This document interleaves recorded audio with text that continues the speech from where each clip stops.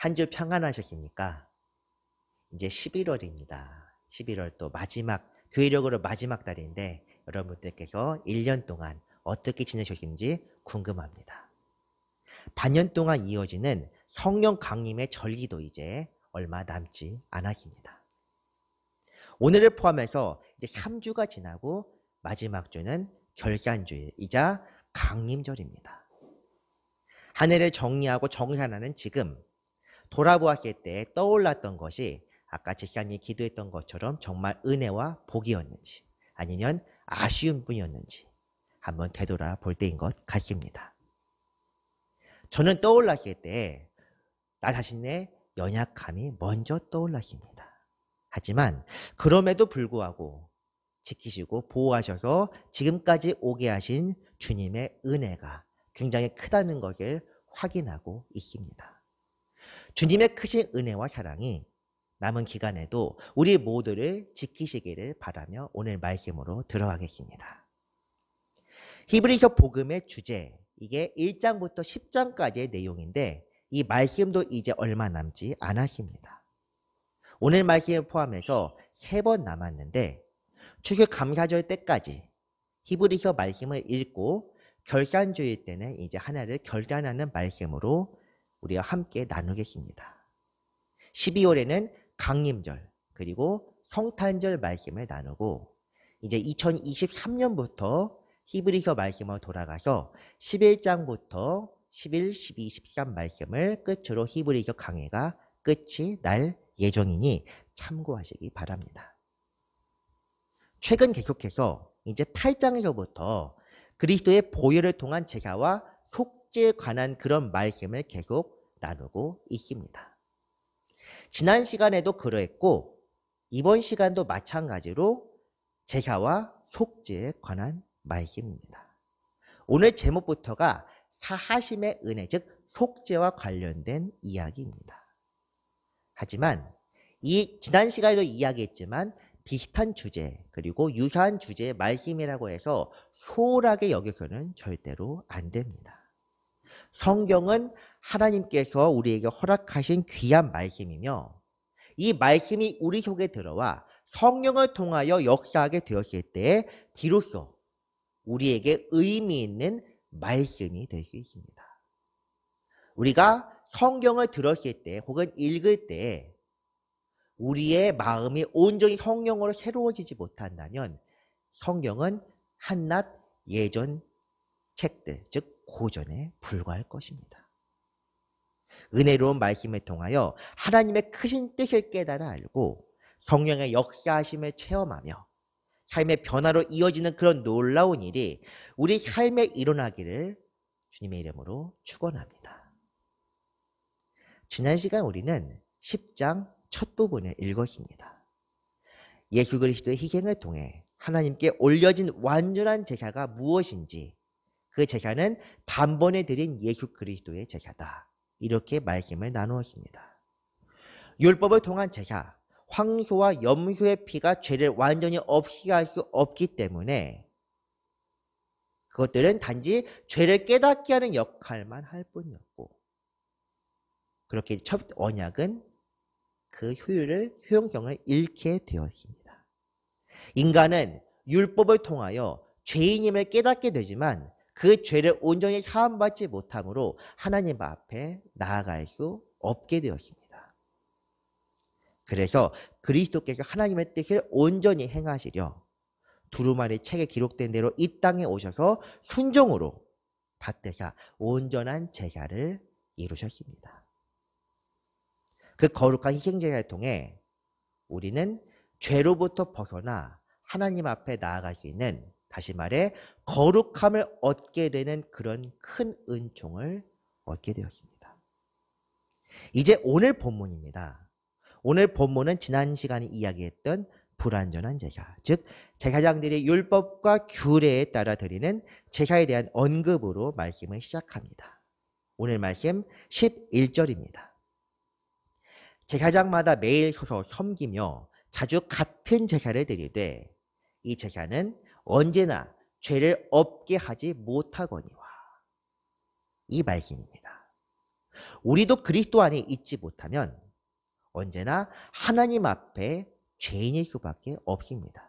이는 마치 율법을 따르지 않고 불순종한 죄인과 동일한 형태입니다. 날마다 제사를 통하여 속죄제와 속건제를 드린다고 하더라도 우리는 우리 본성대로 또다시 죄에 빠지게 되며 제사 율법을 통하여 온전히 죄를 씻음받을 수 없습니다. 아담의 죄악 이후 인간은 언제나 하나님을 거역하는 삶의 연속이었습니다.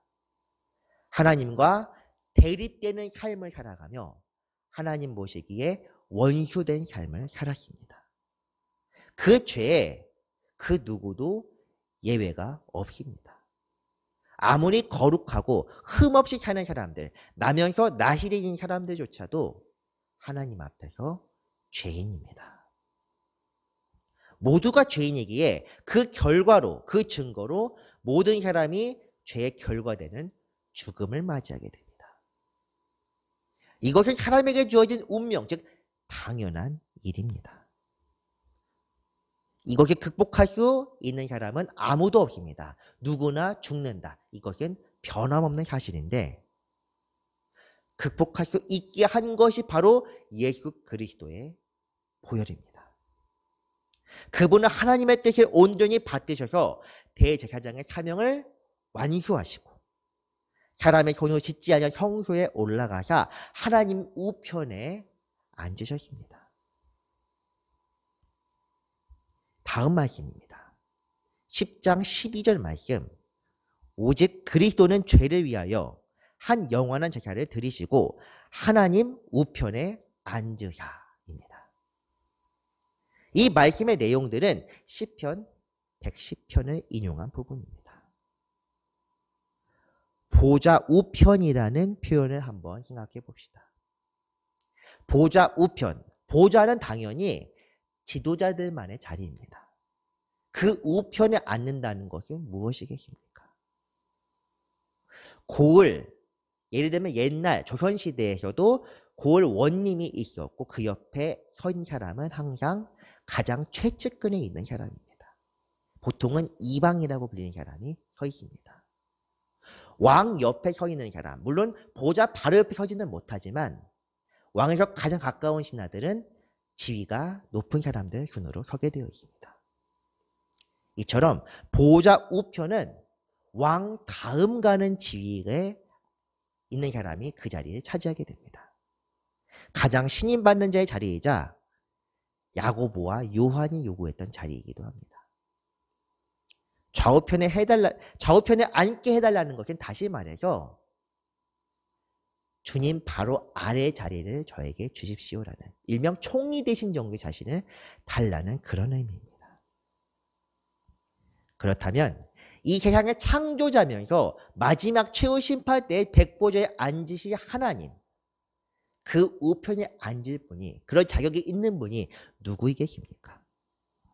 하나님과 모든 것을 함께 하셨고 태초부터 함께 계셨으며 순종으로 받으신 유일한 존재, 즉 그리스도 외에는 그 자리에 설 자가 없습니다. 우리가 이 말씀을 한번 생각해 봤으면 좋겠습니다. 그리스도께서 하나님 우편에 계시다는 그 말씀, 마가복음 16장 19절을 보면 주 예수께서 말씀을 마치신 후에 하늘로 올려지사 하나님 우편에 앉으시니라 라고 합니다. 승천하신 그리스도께서 하나님의 보좌 우편에 앉으셨다고 이 말씀에서 정확하게 기록하고 있습니다. 사도행전에서도 이 말씀이 나와 있습니다. 스데반이 사람들 앞에서 자신의 믿음을 온전히 증언한 후에 그는 성령에 충만하여 환상 중에 그리스도를 보았습니다. 보았을 때 그는 어떻게 외쳤고 또 어떤 것을 보았는가? 죄송합니다. 스데반이 성령 충만하여 하늘을 우러러 주목하여 하나님의 영광과 및 예수께서 하나님 우편에 서신 것을 보고 라고 되어 있습니다. 그렇기 때문에 그는 자기가 본 것을 소리 높여 외쳤습니다. 보라, 하늘이 열리고 인자가 하나님 우편에 서신 것을 보노라. 하지만 그 말을 외쳤을 때 들은 자들의 반응은 어떠했습니까? 그리스도를 믿지도 않았고 믿기를 거부했던 사람들이었기 때문에 그들은 담대했던 증인 스데반을 쳐 죽였습니다. 그 순교는 초대교회 최초로 피 흘린 사건이자 히브리서 11장에서도 장차 언급될 믿음을 지킨 자들의 고결한 마지막 모습입니다. 히브리서 첫 부분에서도 말씀드렸지만 그리스도는 만유의 상속자이자 하나님의 아들이요 만유를 통치하시는 거룩한 왕이십니다. 그분은 하나님의 뜻에 받드신 분으로 순종을 통하여 그 자리를 얻으신 분이십니다. 동시에 그 말씀이 상징하는 것은 우편에 앉으신 예수께서 이 땅에 다시 오셔서 하나님의 이름 앞에 모든 것을 굴복시키실 것이라는 사실도 됩니다. 우편은 가장 버금가는 자리이면서 동시에 가장 믿을 만한 사람의 자리입니다.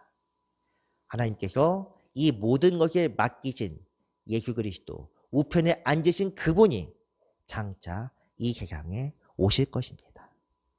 본문에서 이어지는 말씀이 장차 오실 날에 대해서 기록하고 있습니다. 그 후에 자기 원수들을 자기 발등상이 되게 하실 때까지 기다리시나니. 아멘. 원수들을 발등상 삼는다는 그 표현은 역시 시편 110편에 나와 있는 내용이기도 합니다. 고대 사회에서는 전쟁에서 승리하여 적국 대표들을 포로로 삼았을 때에 그들을 완전히 굴복시켜심을 상징적으로 표현하는 것이 그들을 눕혀놓고 그들의 목이나 몸을 밟는 것이었습니다. 여호수아가 가나안 땅을 정복했을 때 그들은 예루살렘을 포함한 5 왕을 사로잡고 그들의 목을 발로 밟았습니다. 원수를 발등상으로 삼는다는 것은 이처럼 완전한 승리를 가리키는 표현입니다. 그 승리는 그리스도께서 오실 때 하나님의 모든 뜻이 성취될 그날에 이루어질 것입니다. 그 승리는 우리만이 간절히 기다리는 것이 아닙니다. 오늘 말씀에서는 예수께서도 그때까지 기다리신다고 하십니다. 기다리고 바라는 것은 우리들만이 아닙니다. 그리스도께서도 하나님의 완전한 승리를 모든 원수를 짓밟는 그 날을 그리고 우리가 썩어지면서 해방될 날을 기다리고 계십니다. 간절히 기다리며 그 날을 바라고 계십니다. 하나님께서도 우리가 온전히 해방되어 거룩함에 이르기를 기뻐하시며 그 날이 이를 때까지 계속 기다리십니다. 이 원수들이 무엇이겠습니까? 죄와 사망의 권세, 마귀들의 권세, 그것을 통해 우리를 계속 지배해왔던 사망 권세입니다. 그 사망 권세를 예수께서 처음 부활을 통해서 이기셨던 것처럼 최후 승리에는 우리 또한 주님과 같이 사망 권세를 이길 것입니다. 그리스도의 왕 되심은 하나님께 약속하신 그날 분명히 이루어질 사건입니다. 성경 본문은 다시 그리스도의 완전한 제사에 대한 말씀으로 돌아옵니다. 14절 말씀에서부터는 다시 제사에 대해서 그리고 속죄에 대해서 말씀이 이어집니다. 그가 거룩하게 된 자들을 한 번의 제사로 영원히 온전하게 하셨느니라. 아멘. 이 말씀이 발등상이라고 하는 그 표현 뒤에 나와 있는 이유가 무엇이겠습니까? 아니, 더 정확히 이야기하자면 사실 13절 말씀이 본문의 주제와 동떨어진 말씀입니다. 10장 내용은 일관되게 완전한 제사와 속죄에 관하여 이야기를 합니다. 단지 13절이 발등상이라고 하는 표현을 통해 왕으로 오실 그리스도에 대해서 묘사하고 있습니다. 여기에 바로 성경의 진리가 있습니다. 복음에 관한 믿음, 그리고 장래에 대한 소망은 별개의 것이 아닙니다. 우리는 그리스도가 우리의 죄를 사하셨음을 믿는 동시에 다시 오실 분임을 믿어야만 합니다. 잘못된 복음이 바로 여기에 있습니다. 죄 사함을 받았기 때문에 그것으로 끝이 난다면 우리는 이 땅에서 누리기만 해도 되는 사람으로 바뀌게 됩니다.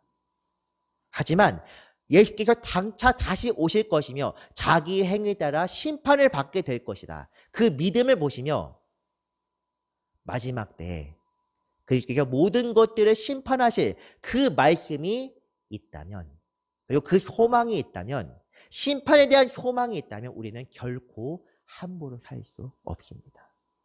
임의대로 살아가서는 안 됩니다.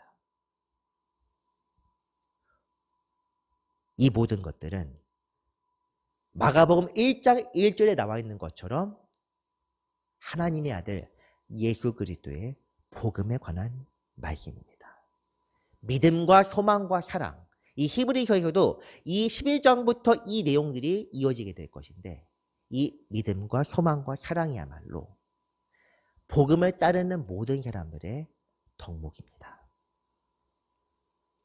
죄를 사하는 권세가 있는 인자, 그리고 장차 세상에 오셔서 세상을 심판하실 인자, 이분들은 같은 분입니다.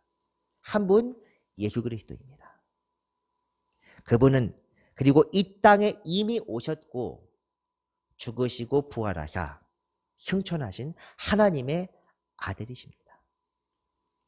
우리는 서로 다른 이야기, 그때그때 다른 주제의 이야기를 하는 것이 아니라 한 분 예수 그리스도에 관한 말씀을 일관되게 나누고 있습니다. 그분이 우리의 믿음이며 또한 우리의 소망입니다. 우리의 왕, 그리고 우리의 대제사장, 하나님의 아들이시며 완전한 제물이시기도 한 그분 예수 그리스도. 공의와 사랑이 서로 떨어질 수 없는 것처럼 왕과 대제사장 역시 별개의 것이 아니라 한 분 안에서 온전히 이루어지는 것입니다. 하나님의 뜻에 순종하신 분이시자 하나님의 계획에 따라 장차 오실 분, 거룩하게 하신 분도 하나님이시고 그 거룩한 제사를 드린 분도 하나님이십니다. 이 말씀은 사실 이해하기 어려운 말씀입니다. 삼위일체에 대한 신비는 굉장히 어려운 말씀입니다. 저도 이 신비를 온전히 알고 있느냐 하면은 아니라고 말씀드릴 수밖에 없습니다. 이것은 하나님의 영역이기 때문입니다. 인간의 영역이 아니라 하나님의 영역입니다. 우리가 알아야 될 것은 사실 많은 것이 아닙니다. 하나님의 은혜에 따라 예수 그리스도께서 이 땅에 오셨다는 것, 그리고 하늘로 다시 올라가셔서 모든 뜻을 성취하시고 다시 오신다. 오셨고 완수하시고 올라가셨고 다시 오신다. 이것만 알아도 됩니다. 이 모든 것들이 그리고 하나님체, 삼위일체 하나님의 구원의 경륜에 포함된 내용들입니다. 그래서 15절에서는 성령에 관한 말씀이 이어지고 있습니다. 또한 성령이 우리에게 증언하시되 주께서 이르시되 그날 후로는 그들과 맺을 언약이 이것이라 하시고 내 법을 그들의 마음에 두고 그들의 생각에 기록하리라 하신 후에 까지 읽겠습니다. 증언하시되라는 표현을 보면 16절의 내용이 성령을 통해서 우리에게 전달된다는 사실을 유추할 수 있습니다. 성경은 기록된 하나님의 말씀으로 성령을 통해서 우리에게 깨닫게 하사 우리에게 메시지로 서두에 말씀드렸던 것처럼 말씀으로 전달됩니다. 깨닫게 하는 성령의 은혜가 있어야만 성경이 거룩한 경전으로 있을 수 있습니다. 그 성령께서 전달하시는 16절의 내용이 바로 예레미야 31장에 나와 있는 내용입니다. 그 말씀은 과거 애굽 때 맺은 언약과 다른 새로운 언약을 맺을 것이라는 말씀입니다. 율법은 이제 문서화된 것이 아니라 사람의 마음에 새겨질 것이며 모든 사람에게 하나님이 온전히 알려질 것을 예언하는 내용이 바로 이 부분의 내용입니다. 그렇습니다. 예수 그리스도의 피를 통하여 그리고 그분이 보내신 성령을 통하여 이 예언이 성취되었고 지금도 또한 성취되는 중입니다. 성령께서 함께 하시는 사람에게는 하나님이 그 위대하신 은혜와 능력을 드러내 보여 주십니다. 그리고 그런 사람에게 주어지는 것이 바로 오늘 제목이기도 한 죄사하심의 은혜입니다. 본문 17절 그리고 예레미야 31장 34절에서 이어지는 말씀입니다. 또 그들의 죄와 그들의 불법을 내가 다시 기억하지 아니하리라 하셨으니 이것들을 사하셨은즉 다시 죄를 위하여 제사 드릴 것이 없느니라. 아멘. 예레미야 31장 말씀은 히브리서 8장에서 한번 언급이 이미 되었던 내용입니다. 이 말씀을 다시 언급하는 이유는 율법을 중심으로 한 과거의 언약이 완전히 끝났고 그리스도 안에서 성령을 통하여 새로운 언약이 시작되었음을 강조하는 의미입니다. 우리가 성경을 구약과 신약으로 나눕니다. 옛 언약, 새 언약. 죄와 불법이 기억되지 않는 것은 이 새로운 언약 안에서 그렇습니다. 그렇기 때문에 우리가 구약을 읽는 것도 예수 그리스도 안에서 읽어야 그 의미가 있으며 예수 그리스도에 대한 복음을 이해하지 못하고 읽는다면 구약은 율법과 똑같습니다. 유대교 경전과 다를 바가 없습니다. 아직도 율법 아래에 있는 그런 사람에게는 죄 사함이 없습니다. 여전히 죄와 불법이 그 사람을 주장하며 죽음 아래 얽매여 주님께로 나아올 수 없게 됩니다. 우리가 분명히 기억해야 할 것은 심판대가 머지않았습니다. 우리가 그리스도 안에 있지 않으면 우리는 진노의 자식들입니다. 하나님의 아들을 또다시 못 박아 욕을 보이는 자들이며 회개하려 하는 자비를 구할 수 없게 됩니다. 이 죄를 극복하는 방법은 예수 그리스도 안에 온전히 거하며 우리의 죄를 완전히 끊는 수밖에 없습니다. 이것은 어떻게 하느냐? 우리의 능력으로, 우리의 노력으로 할 수 없습니다. 오직 성령의 은혜를 통하여 가능하기에 우리는 이 시간 예배를 통하여 성령의 은혜를 구하여야 합니다. 사랑하는 성도 여러분, 매주 비슷한 주제로 거의 2달 동안 비슷한 말씀을 나누고 있습니다. 하지만 저 스스로는 굉장히 답답함을 느낍니다. 이 말씀이 과연 나 자신에게 얼마나 적용될 수 있을까? 이 말씀을 통하여 죄를 끊는 깨달음이 일어날 수 있을까? 그것 말고도 수많은 고민들이 계속 있습니다. 이렇게 말씀드리는 이유는 죄를 끊는다는 것이 너무나도 어렵기 때문입니다. 날마다 말씀을 묵상하면서 깨달음을 얻고 이렇게 선포하지만 제 자신의 모습을 돌아보면 언제나 이 속에 죄악이 가득함을 느낍니다. 부끄럽고 한심한 모습, 그것이 제 모습입니다. 다른 사람을 돌아볼 것도 없이 내 모습이 바로 부끄럽고 죄악 가득한 죽을 죄인, 이 모습입니다. 돌아볼 때마다 회개할 수밖에 없고 회개하면서도 날마다 똑같은 죄에 계속 빠지고 있는 그런 모습입니다. 사랑하는 성도 여러분, 여러분들은 저보다는 나은 모습이길 바랍니다. 이 말씀을 들으면서도 깨달음이 없는 일은 없기를 바랍니다. 깨달음이 없는 삶은 즉 희망이 없는 삶입니다. 아무런 소망도 없고 그 사람은 이미 죽은 사람과 같습니다. 소망도 믿음도 없다는 것이 바로 깨달음이 없다는 증거입니다.